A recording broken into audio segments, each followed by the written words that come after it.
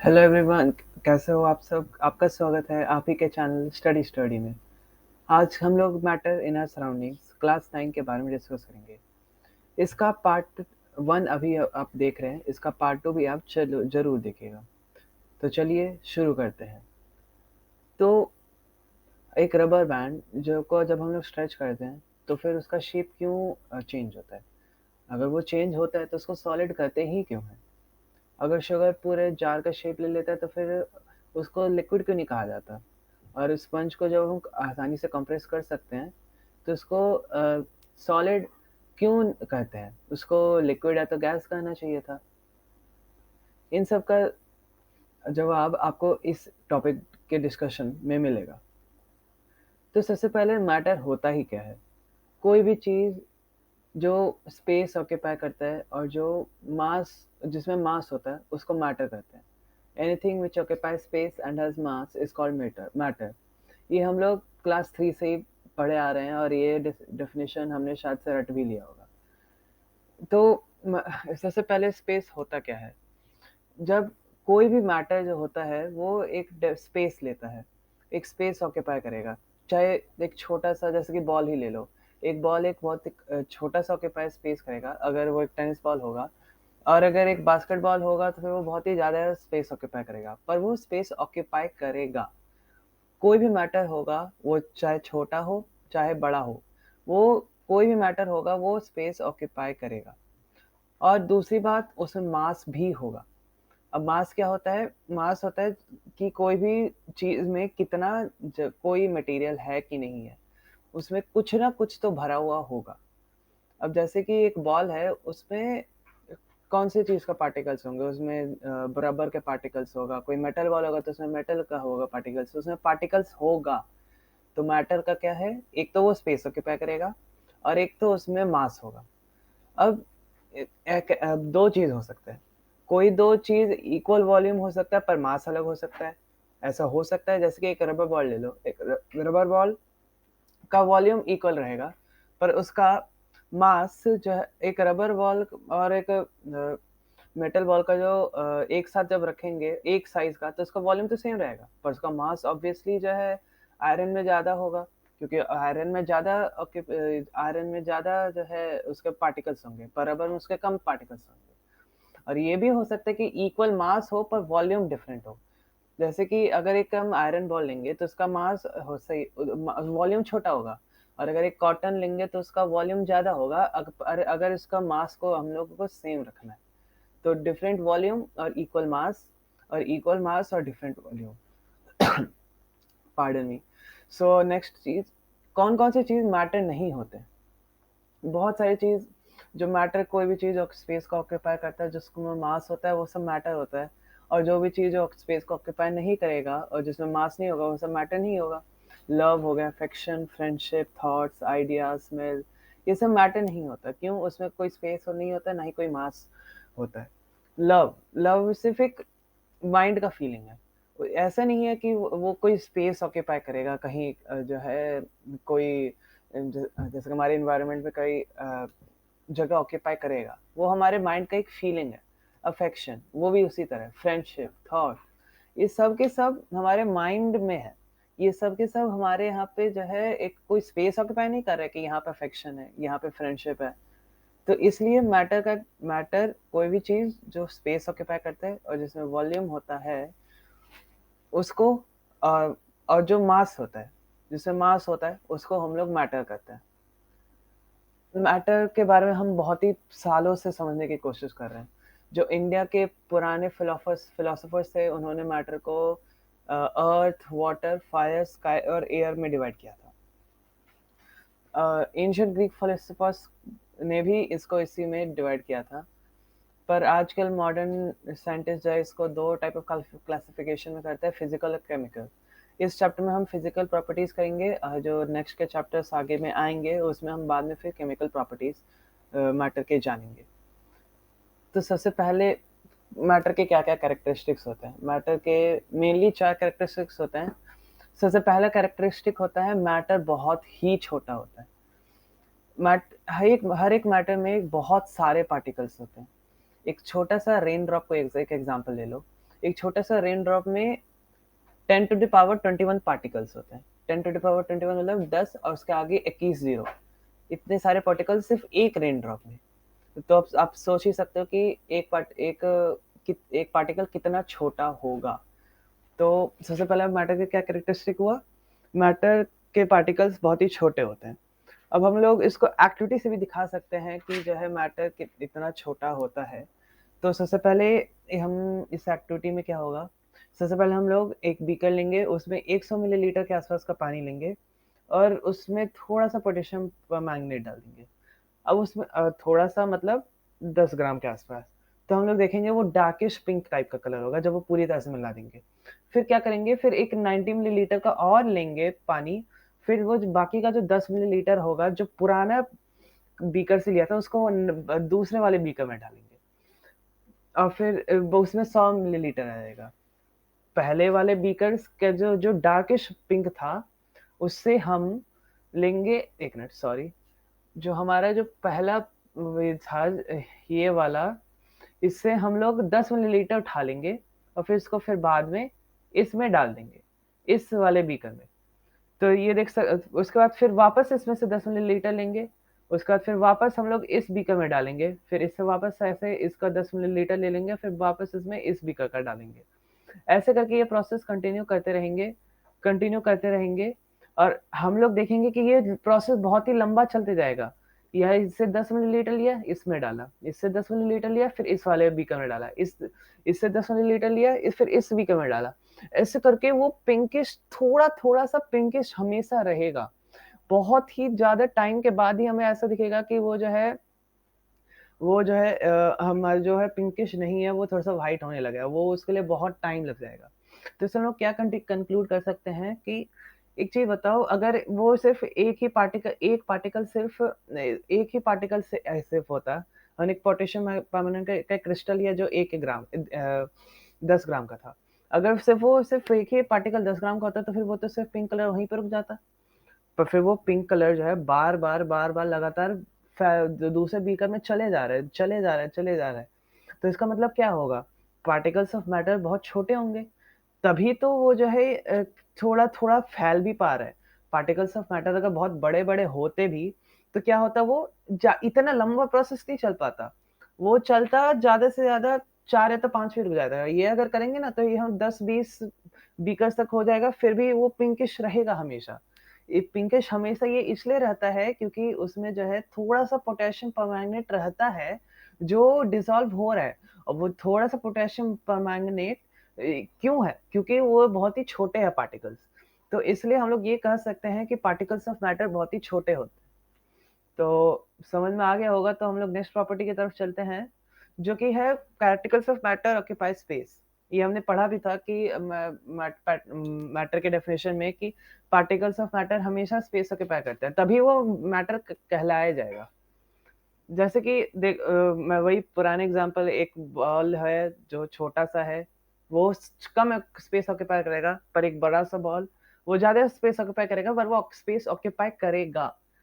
तो ये particles of matter का एक कैरेक्टरिस्टिक है।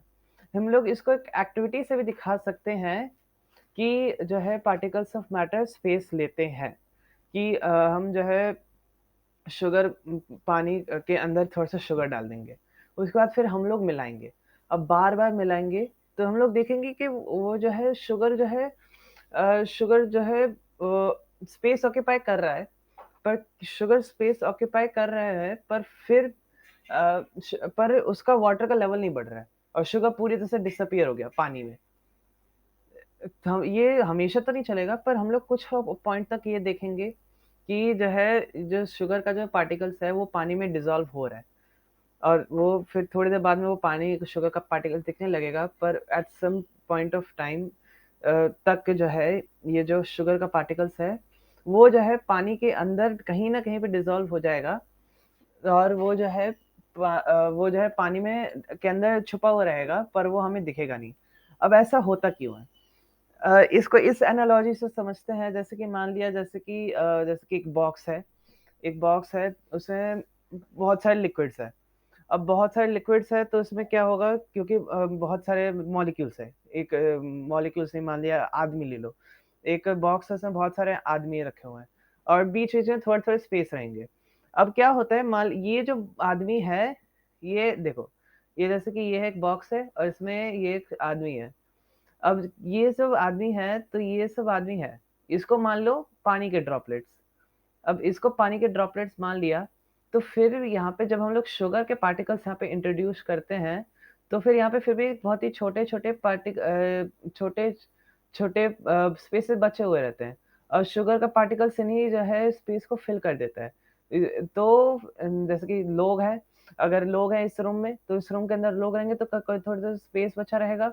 तो फिर यहाँ पे जब लोग रहेंगे इस रूम के अंदर, तो फिर जब यहाँ पे स्पेस बचा रहेगा, तो और भी लोग इस रूम के अंदर आ पाएँगे। पर एक पॉइंट आएगा कि जब जो है कोई भी पार्टिकल जो है इस स्पेस इसके अंदर कोई भी आदमी इसके अंदर नहीं आ पाएगा क्योंकि यहाँ पे कोई स्पेस ही नहीं रहेगा। ये पूरा का पूरा जो है भर जाएगा।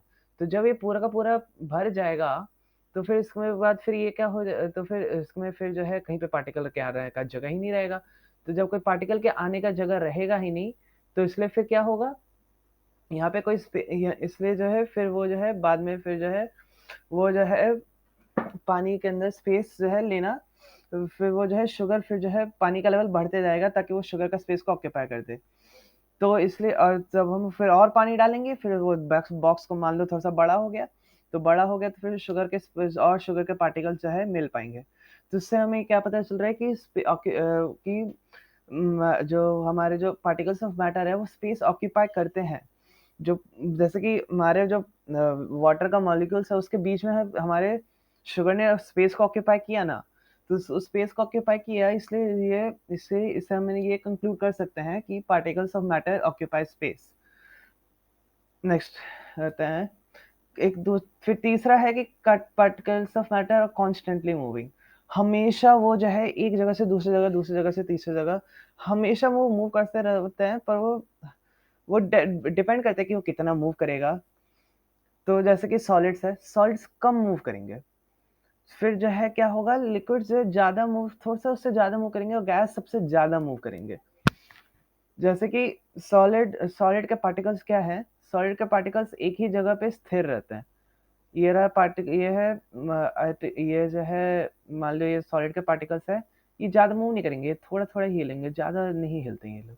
फिर जैसे कि लिक्विड्स का पार्टिकल्स होते हैं, लिक्विड्स का पार्टिकल्स थोड़ा-सा ज़्यादा हिलेंगे। यहाँ से थोड़ा-सा यहाँ से यहाँ पे आ जाएगा, यहाँ से ये थोड़ा-सा इससे ऐसे-ऐसे पाथ ले लेगा। ये यहाँ से ऐसे चला जाएगा ये पाथ, फिर यहाँ से ये ऐसे पाथ चला जाएगा। और गैस होता है, गैस के मॉलिक्यूल्स क्या होते हैं, यहाँ से इतना ऐसे-ऐसे करके पता नहीं कहाँ-कहाँ पे मूव करते रहेंगे। तो वो हमेशा मूव करते रहते हैं। So particles of a matter constantly moving. एक जगह से दूसरी जगह मूव करेंगे, सॉलिड्स बहुत कम मूव करेंगे, लिक्विड्स ज़्यादा मूव करेंगे उससे थोड़ा-सा ज़्यादा, गैस सबसे ज़्यादा मूव करेंगे। कम मूव सॉलिड्स कम मूव करते हैं, पर वो मूव करते हैं, बहुत ही कम-कम मूव करते हैं। एक और चीज़ है कि पार्टिकल्स ऑफ मैटर में जितना टेम्परेचर बढ़ाया जाएगा, उतना ज़्यादा जो है हमारा जो है वो मूव करेगा। जितना ज़्यादा हम टेम्परेचर बढ़ाएँगे, उतना ज़्यादा वो पार्टिकल्स मूव करेंगे। इस एनालॉजी से समझते हैं कि माना जैसे कि एक बहुत ही गर्मी पड़ रही है। तो हम बहुत ही गर्मी पड़ती है तो क्या होता है, हम बहुत ही ज़्यादा एक्टिव हो जाते हैं। तो हम और अगर ठंड रहता है तो हमें रज़ाई से निकलने का मन ही नहीं करता, एक जगह पे रहने का मन करता है। तो क्या उसी तरह हमारे पार्टिकल्स ऑफ मॉलिक्यूल भी होते हैं। जब अगर हमारा बहुत ही ज़्यादा गर्म होगा कोई मैटर, तो वो क्या करेगा बहुत ही ज़्यादा जल्दी-जल्दी मूव करेगा। पर अगर वो बहुत ही जब अगर बहुत ही कम अगर ब टेम्परेचर होगा तो फिर वो बहुत ही धीरे-धीरे मूव करेगा। मूव करते रहेगा, पर वो बहुत धीरे-धीरे मूव करेगा। तो इससे हमने क्या सीखा? Particles of matter are constantly moving. हमेशा वो मूव करते रहते हैं, चाहे बहुत ही कम मूव करे या तो बहुत ही ज़्यादा मूव करे, पर वो मूव हमेशा करेंगे। फिर नेक्स्ट में आते हैं, बट कैरेक्टरिस्टिक ऑफ मैटर में एक है दूसरा कि वो अब एक-दूसरे को अट्रैक्ट करेंगे। मतलब कि कोई भी पार्टिकल होगा वो एक को अपने पास लाने की कोशिश करेगा। अब ये भी होता है सॉलिड में ये अट्रैक्शन सबसे ज़्यादा होगा, लिक्विड में ये कम होगा और गैस में ये सबसे कम होगा, ऑलमोस्ट नेग्लिजिबल। गैस में फोर्स ऑफ अट्रैक्शन बहुत ही कम होता है, ऐसे मान लो कि उसमें फोर्स ऑफ अट्रैक्शन मान लो होता ही नहीं है। अब जैसे एक देखो इस एक्टिविटी में, एक चौक लो, उसको उसको आप हाथ से भी तोड़ सकते हो।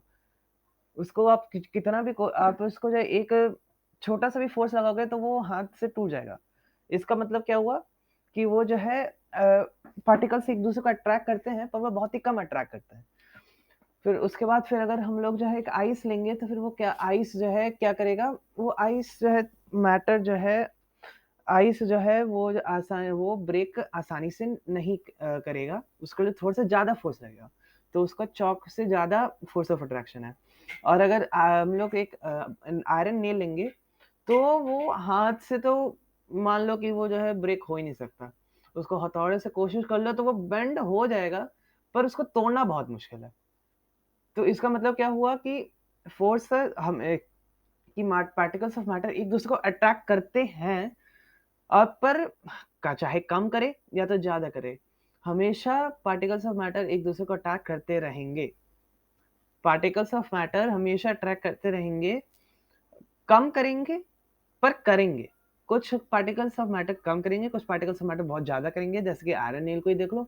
आयरन नेल को हाथ से तो मतलब कि इम्पॉसिबल है उसको जो है तोड़ना, वो बेंड कर जाएगा पर वो टूटेगा नहीं। ये आइस को भी हाथ से मतलब फोर्स लगा के तो टूट ही जाएगा, और चौक तो आसानी से टूट जाएगा। फोर्स ऑफ अट्रैक्शन चौक में सबसे कम है, आइस में थोड़ा सा मीडियोकोर है, और नेल में जो है सबसे ज्यादा है। फोर्स ऑफ अट्रैक्शन कम है, पर फोर्स ऑफ अट्रैक्शन है, चाहे कम होगा या ज्यादा होगा। और उसके बाद फिर नेक्स्ट आता है hand movement in air water and solid. ये एक दूसरा एक्टिविटी है जिससे कि ये पता चलता है कि एक दूसरे को मैटर एक दूसरे को अट्रैक्ट करते हैं, और वो कम ज्यादा करे अट्रैक्ट पर करते हैं। ये मान लो एक एयर में अपना हाथ चलाओ, तो वो आसानी से चल जाएगा। पानी में अगर स्विमिंग करते होगे तो पता होगा कि पानी में थोड़ा सा फोर्स लगता है, और सॉलिड में तो आप जो है आप हाथ चला भी दो, आपका हाथ तो उसका आर पार हो भी नहीं पाएगा। इसका मतलब क्या हुआ कि एयर में अट्रैक्शन कम है, पानी में अट्रैक्शन उससे उससे थोड़ा सा ज्यादा है, और सॉलिड में सबसे ज्यादा है अट्रैक्शन है। लेकिन तो कैरेक्टरिस्टिक तीसरा चौथा कैरेक्टरिस्टिक हुआ characteristic of particles of matter attract each other. Next आते हैं डिफ्यूजन। डिफ्यूजन का सिंपल सा तो नहीं बोलूंगा, लेकिन इसको डेफिनेशन अगर एग्जाम में लिखेंगे तो इस तरह लिखेंगे, spreading out and mixing of a substance with another substance due to the motion of its particles until uniform concentration is achieved is called diffusion। Sorry थोड़ा सा ये उल्टा पुल्टा हो गया था। डिफ्यूजन, तो इसका मतलब क्या हुआ, spreading out and mixing of a substance with another substance due to the motion of its particles until uniform concentration is achieved। अब इसको इस एक एग्जांपल से समझते हैं, वही पुराना वाला एग्जांपल, पोटेशियम परमैंगनेट क्रिस्टल को पानी में डालेंगे। पोटेशियम परमैंगनेट क्रिस्टल लेंगे, उसको पानी में डाल देंगे, तो ये देख रहे हो इसमें कितने पार्टिकल्स हैं। इसमें इससे ज्यादा पार्टिकल्स होता है पोटेशियम परमैंगनेट में, पर अगर जितना दिखाएंगे तो हम लोग देख भी नहीं पाएंगे। तो इसमें एक एज ए रेफरेंस के लिए इसमें 12 पार्टिकल्स पोटेशियम परमैंगनेट के हैं, और इसमें इतने सारे पार्टिकल्स पानी के हैं। अब जब हम लोग क्या होगा, जब पोटेशियम परमैंगनेट मिक्स करेगा, तो थोड़ा सा धीरे धीरे करके वो जो है इसके जो पानी के बीच का जो स्पेस है वो ऑक्यूपाई करने लगेगा, धीरे धीरे अनटिल पार्टिकल्स जो है वो पूरे पानी में स्प्रेड हो जाएंगे। ये हो गया डिफ्यूजन। ये हो गया हायर कॉन्सेंट्रेशन, और ये पूरा का पूरा हो गया पानी का ये लोअर कॉन्सेंट्रेशन। फिर वो क्या हुआ, ये थोड़ा हायर कॉन्सेंट्रेशन से ये पूरा लोअर कॉन्सेंट्रेशन में ये स्प्रेड होने लगा, पूरा ये स्प्रेड होने लगा। और ये जब तक स्प्रेड हुआ, जब तक पूरे में एक यूनिफॉर्म कॉन्सेंट्रेशन अचीव नहीं हुआ। मतलब कि हम लोग ये बॉक्स लेंगे, इस बॉक्स में एक पार्टिकल है, अब उसी सेम टू सेम पार्टिकल ये एक बॉक्स लेंगे, तो उसमें भी ये एक ही पार्टिकल होगा।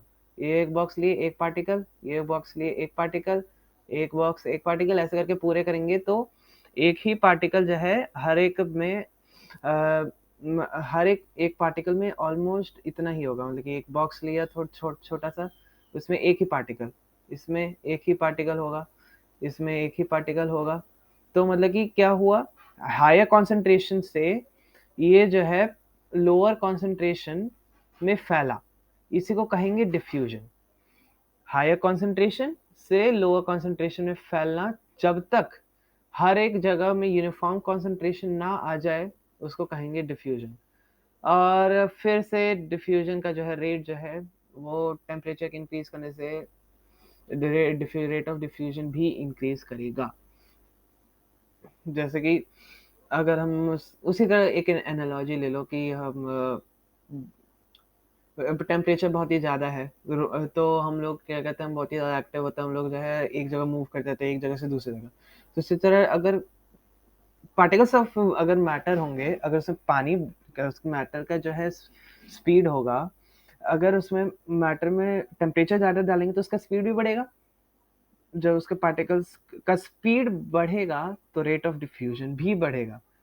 क्यों बढ़ेगा? क्योंकि अगर पार्टिकल्स बहुत ही जल्दी-जल्दी मूव कर रहे हैं, तो फिर वो क्या होगा, वो उसको ज़्यादा जल्दी से जो है वो दूसरे जगह तक पहुँच जा पाएगा।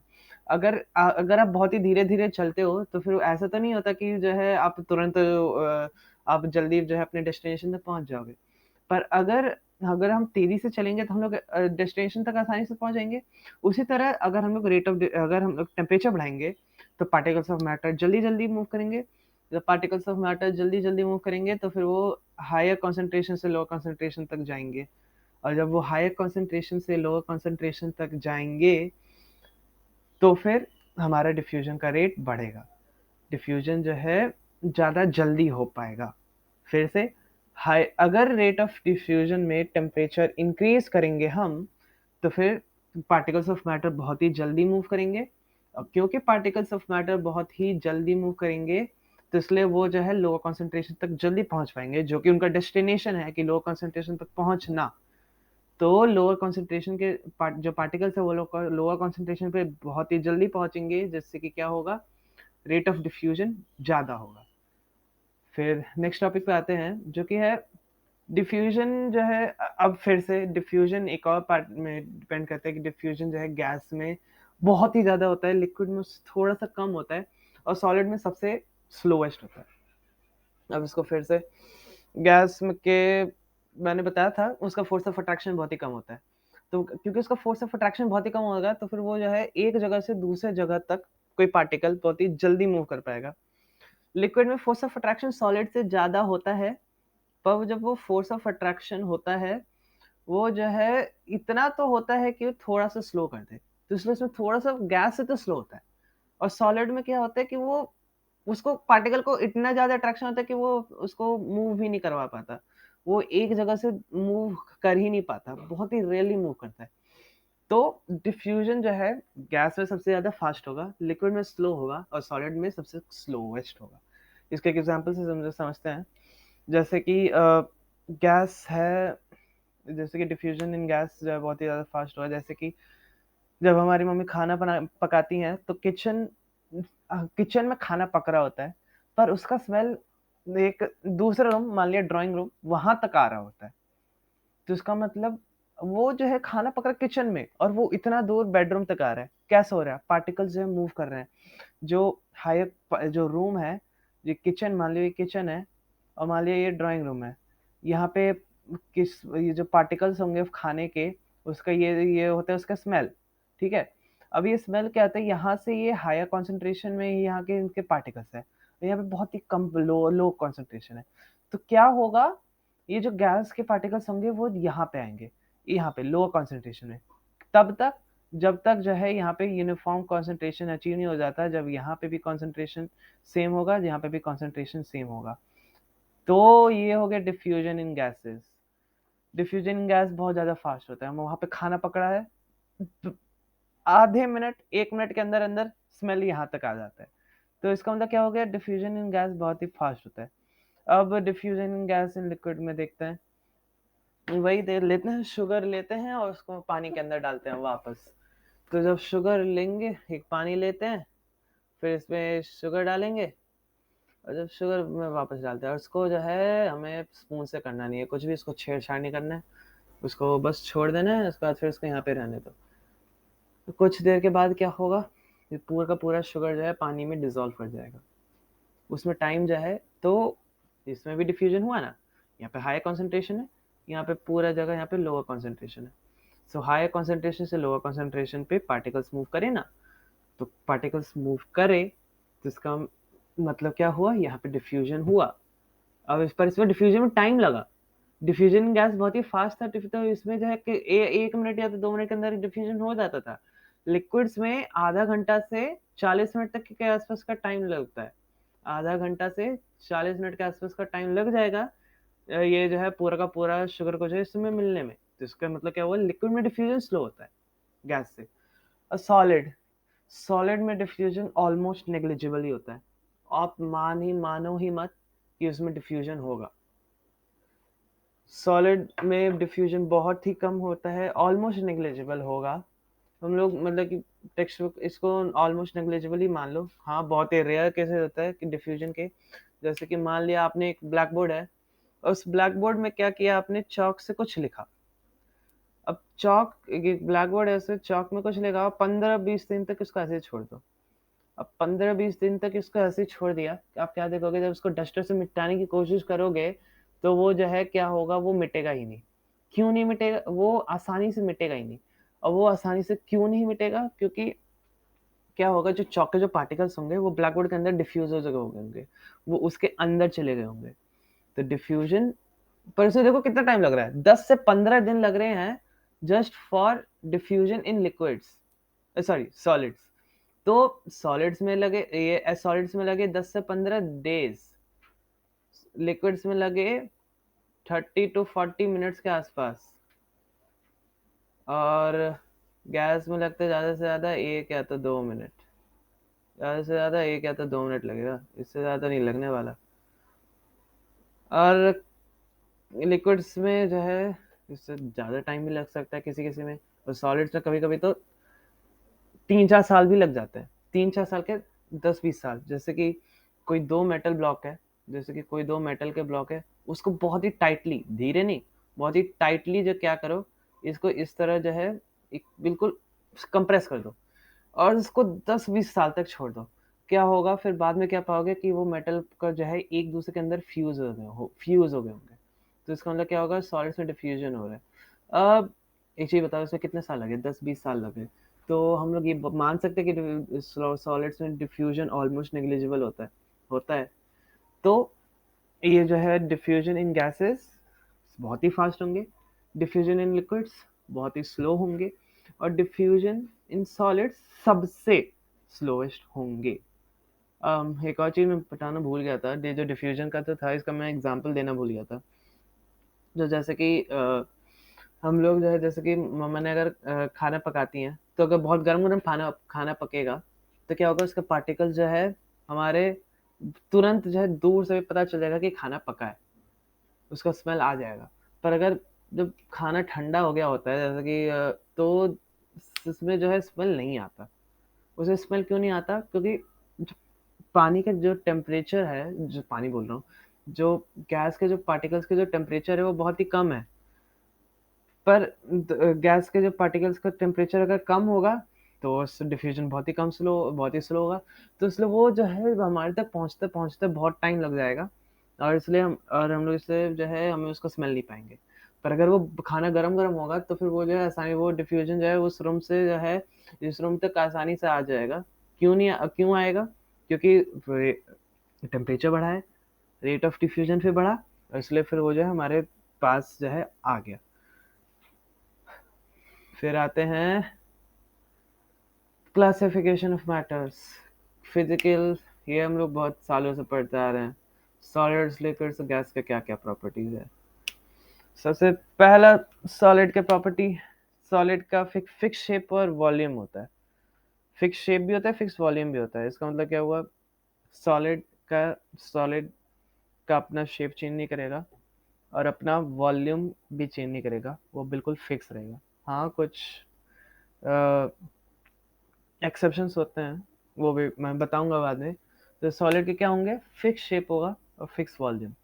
लिक्विड का वॉल्यूम फिक्स रहेगा, मतलब कि वो स्पेस जितना ऑक्यूपाई करेगा वो फिक्स रहेगा, पर उसका शेप चेंज नहीं होगा।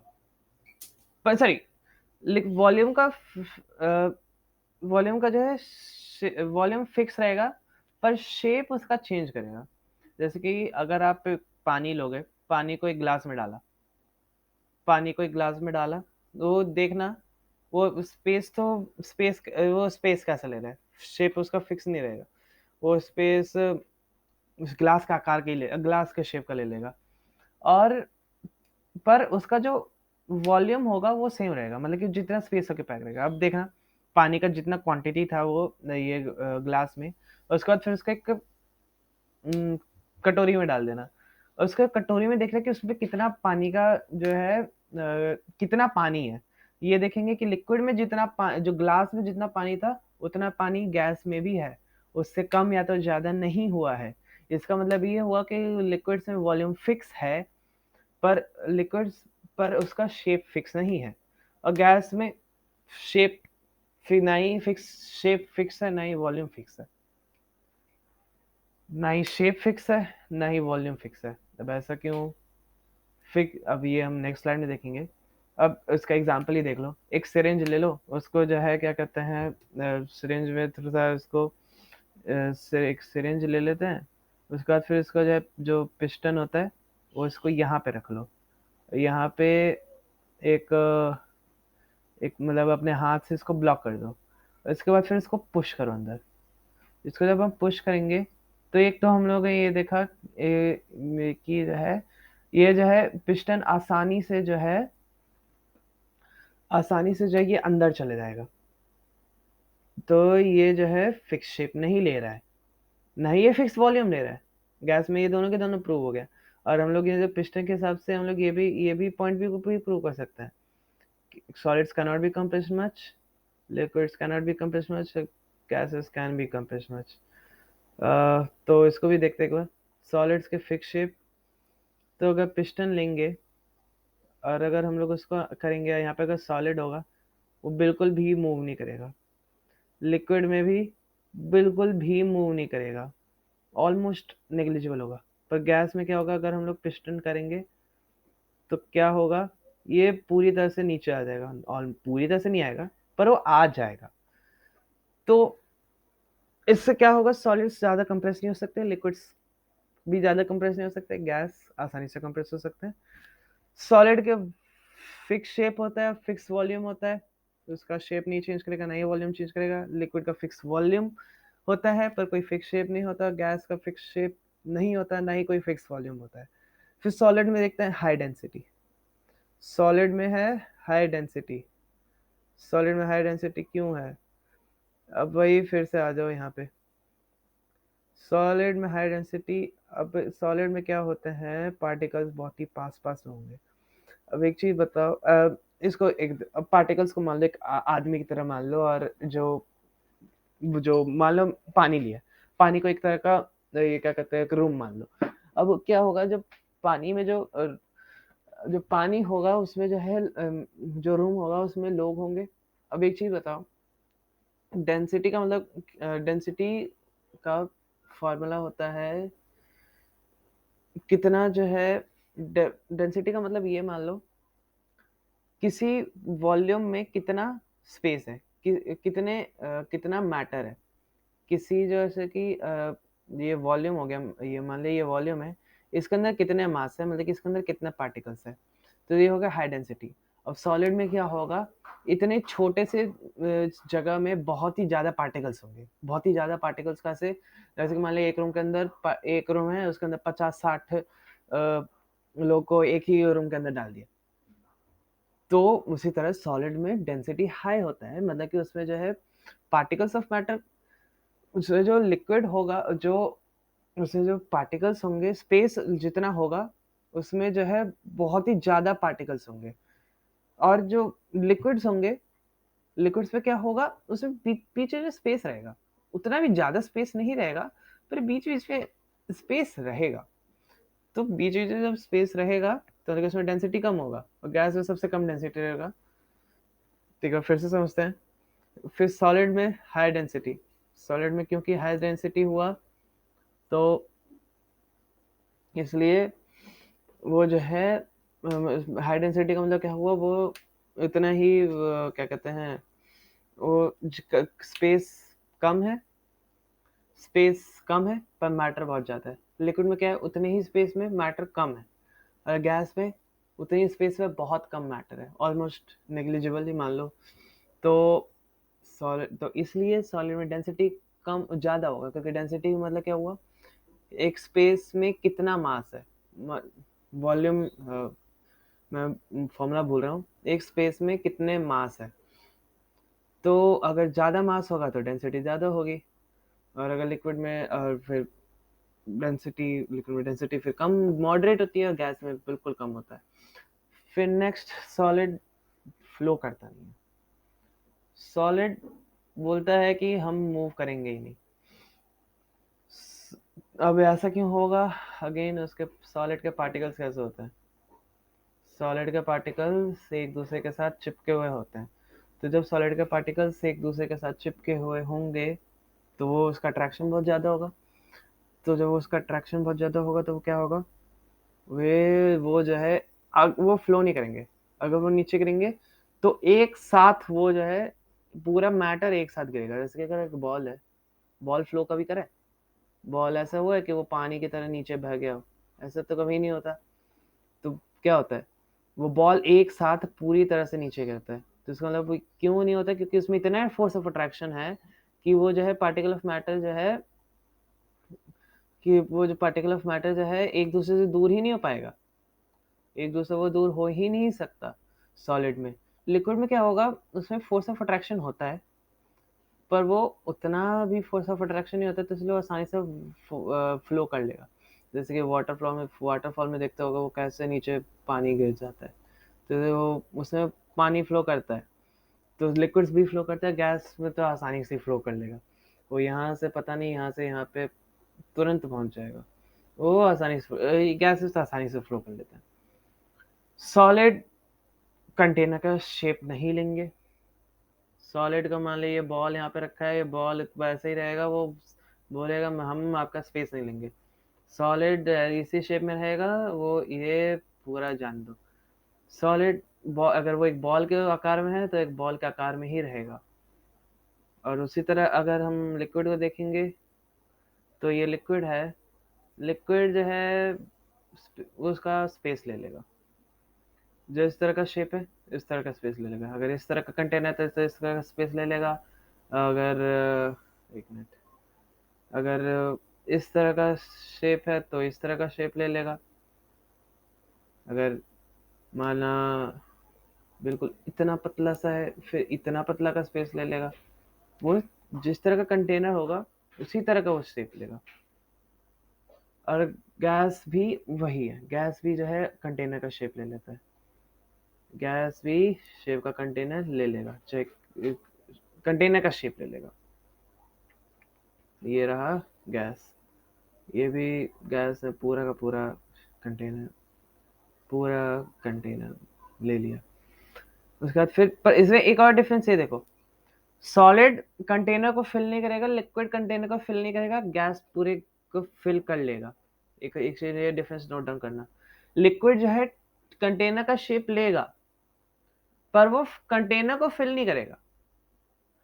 वो वो लिक्विड शेप ऑफ कंटेनर लेगा, वो solid will take the shape of the container, but liquid sorry मैं क्या बोल रहा हूँ, liquid will take the shape of the container but liquid will not fill the container. Liquid will take the shape of the container but it will not fill the container completely. इसका मतलब ये हुआ कि liquid है, liquid ने ये पूरा shape ले लिया, माना अरे यार ये पूरा शेप ले लिया, पर इसका मतलब ये नहीं होगा कि ये पूरा का पूरा, ये मतलब कि ये इतना पानी डाला तो वो जो है इतना जो है वो आ जाएगा, ये पूरा का पूरा कंटेनर फिल कर देगा, नहीं। वो जो है एक, माना ये इतना है, उसमें आप पानी इतना डालोगे तो इतना ही पानी रहेगा, वो पूरा का पूरा पानी को फिल, पूरा का पूरा कंटेनर को फिल नहीं कर सकता। क्यों? क्योंकि इसका फोर्स ऑफ अट्रैक्शन इतना है कि वो फ्लो कर लेगा, पर उसका फोर्स ऑफ अट्रैक्शन इतना नहीं है कि वो जो है पूरा का पूरा आसानी ऐसे यहाँ पे मतलब कि घूमते रहे कहीं पे भी, उस तरह का है नहीं है। गैस में क्या है कि वो जो है पूरा का पूरा कंटेनर को फिल कर देगा, मतलब कि एक तो उसका शेप लेगा भी और वो पूरा का पूरा कंटेनर को फिल कर लेगा। अगर ये मतलब कि ये है पार्टिकल है ना, पार्टिकल में मान लो बस इतना ही है, इतना ही होगा, पर वो पूरा का पूरा इसको पूरा फिल कर देगा।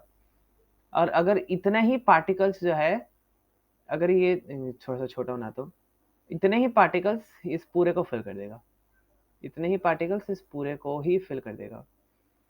तो गैस क्या है? गैस फिर से देखते हैं। सॉलिड में fix volume fix shape, liquid fix volume no fix shape, gas fix shape नहीं है, फिक्स वॉल्यूम भी नहीं है। Solid cannot be compressed much, liquids cannot be compressed, gases can be compressed easily.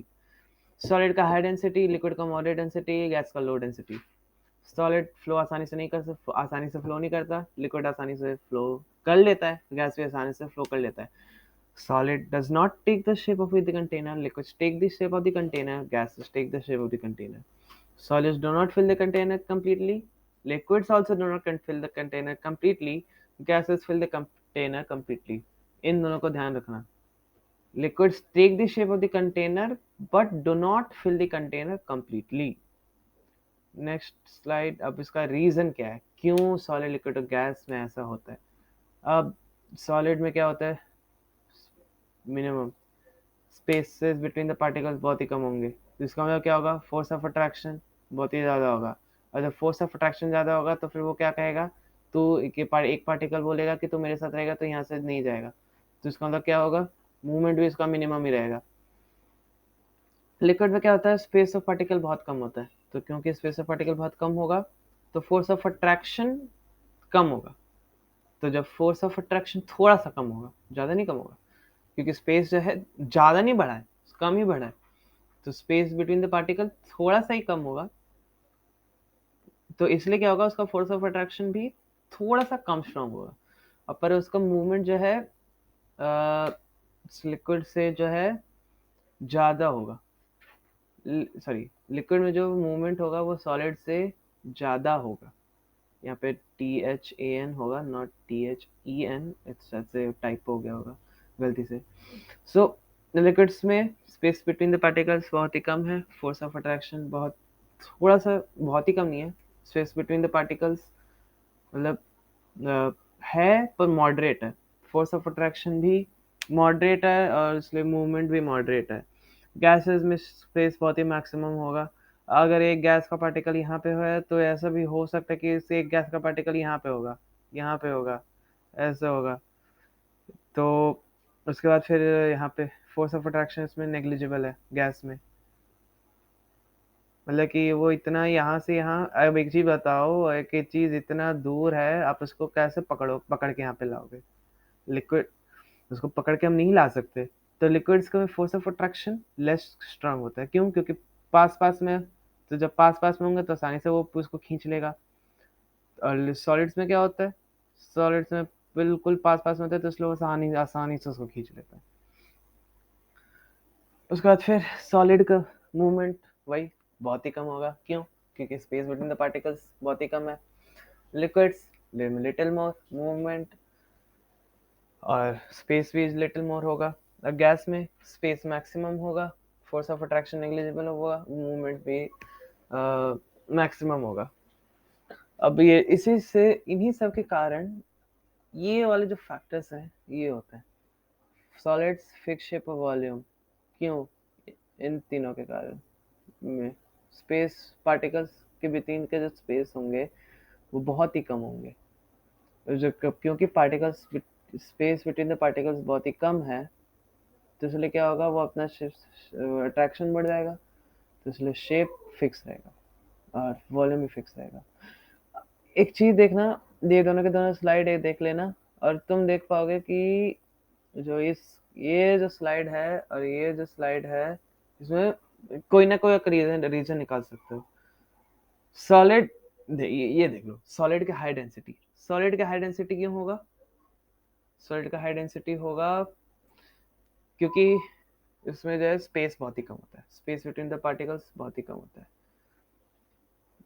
उसके बाद ऐसे देखो, ये दोनों का, ये तुम्हारा काम है, ये देख लो, ये पूरा का पूरा सा, ये पूरा का पूरा ये चार्ट देख लो, ये देख लो कि इसका क्या क्या प्रॉपर्टीज है। फिर यहाँ पे देख करके ये देख लो कि इसमें जो है फोर्स ऑफ अट्रैक्शन कैसा है, फोर्स ऑफ अट्रैक्शन कि फोर्स ऑफ अट्रैक्शन बोल रहा हूँ कि कैसे ये जो पार्टिकल है वो इस पार्टिकल को जो है इस प्रॉपर्टी का अफेक्ट कर रहा है।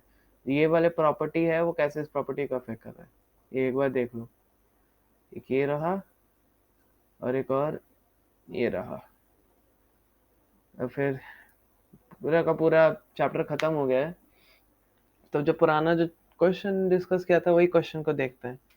एक रबर बैंड क्यों अपना शेप चेंज करता है जब हम लोग उसको स्ट्रेच करते हैं और हम लोग फिर भी उसको सॉलिड करते हैं। एक शुगर एक जार का शेप ले लेता है पर फिर भी उसको लिक्विड क्यों नहीं करते, उसको सॉलिड क्यों करते हैं। एक स्पंज आसानी से कंप्रेस हो जाता है पर फिर भी उसको स्पंज क्यों को सॉलिड ही क्यों करते हैं, उसको गैस करना चाहिए था। अब सबके रीजन देखो। सबसे पहले रबर बैंड, रबर बैंड भी शेप अपने आप चेंज नहीं करता। रबर बैंड अपने शेप तब चेंज करता है जब हम लोग उस पर एक फोर्स डालेंगे। हम लोग रबर बैंड पे अगर फोर्स डालेंगे तभी वो शेप अपना चेंज करेगा, और अगर हम लोग अपना अपना फोर्स हटा देंगे तो फिर वो रबर बैंड वापस अपना ओरिजिनल शेप पे आ जाएगा। जब हम लोग उस पर फोर्स डालेंगे तो क्या होगा, इतना मान लो ये शेप है, ये फिर अगर हम लोग फोर्स डालेंगे तो ये स्ट्रेच हो जाएगा, और जब वो स्ट्रेच हो जाएगा उसके बाद फिर बाद में इसमें फिर बाद में फिर रबर बैंड फिर वापस फिर छोटा हो जाएगा जब हम लोग उसमें फोर्स छोड़ देंगे।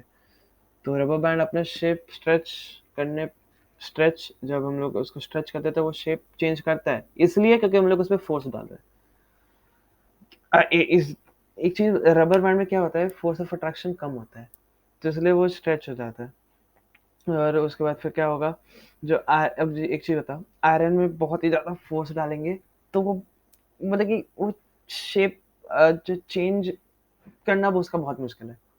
फोर्स बहुत ज़्यादा डालेंगे तब ना, उसमें फोर्स ऑफ अट्रैक्शन कम होता है रबर बैंड में।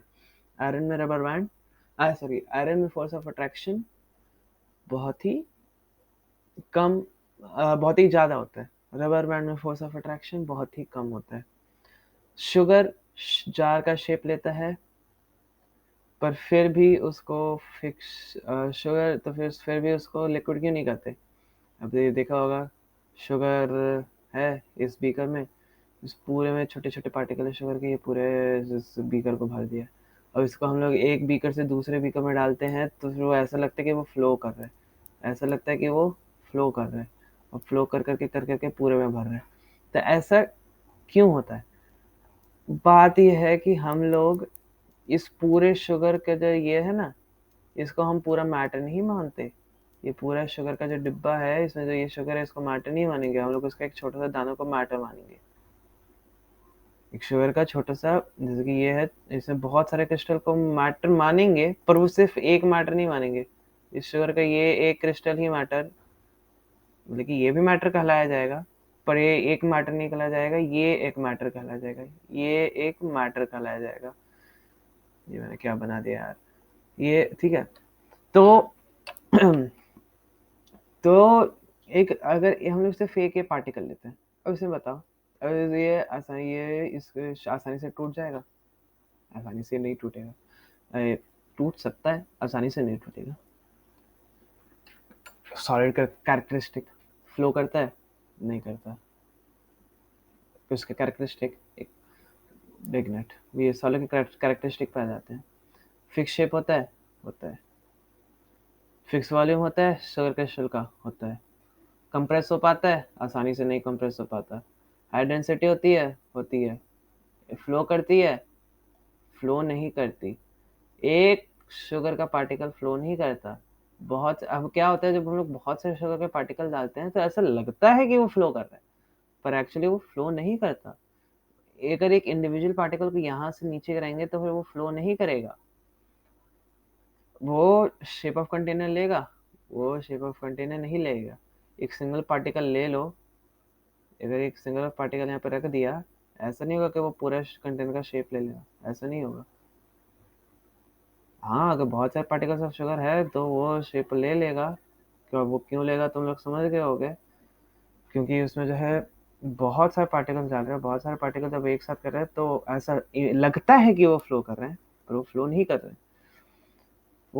अगर एक पार्टिकल सिंगल डालोगे ना तो वो कंटेनर का शेप नहीं लेगा, और फिर उसको जो है वो कंटेनर को फिल भी नहीं करेगा पूरी तरह से। तो ये हो गया इसका क्या कहते हैं इसके बारे में। शुगर जार का शेप लेकर भी वो फिक्स उसका शेप अपीयर नहीं होता है, पर फिर भी उसको लिक्विड क्यों नहीं माना जाता? इसका आंसर ये है, शुगर का इतना पूरा नहीं माना जाएगा। ये एक पार्टिकल को हम कंसिडर करेंगे मैटर, इसको भी मैटर कहेंगे, पर वो बहुत सारे कलेक्शन ऑफ मैटर का जाएगा, ये एक मैटर होगा। फिर नेक्स्ट है sponge can be compressed easily but why do we call sponge solid. अब उसमें स्पंज में क्या होता है, एक स्पंज एक तरह का सॉलिड ही होता है, पर क्या होता है स्पंज जो होता है ना उसके अंदर बहुत ही ज़्यादा गैस भरा हुआ होता है। अब जब बहुत ज़्यादा गैस भरा होता है तो हम लोग जब उसको कंप्रेस करते हैं तो वो जो गैस होता है ना, वो गैस जो है क्या कहते हैं कंप्रेस हो रहा है, सॉलिड नहीं कंप्रेस हो रहा है, सॉलिड। तो जब हम लोग उसको कंप्रेस करेंगे तो क्या हो रहा है, वो गैस जो है वो सॉलिड से निकल रहा है, उस स्पंज से निकल रहा है। तो इसलिए उस सॉलिड क्या फिर जब हम लोग उसको दबाते हैं तो वो वहां से निकल रहा है, और जब हम लोग वापस छोड़ते हैं तो सॉलिड वापस अंदर के जो जगह होते हैं उसके अंदर वो भर जाता है। तो इसलिए वो आसानी से कंप्रेस हो जाता है।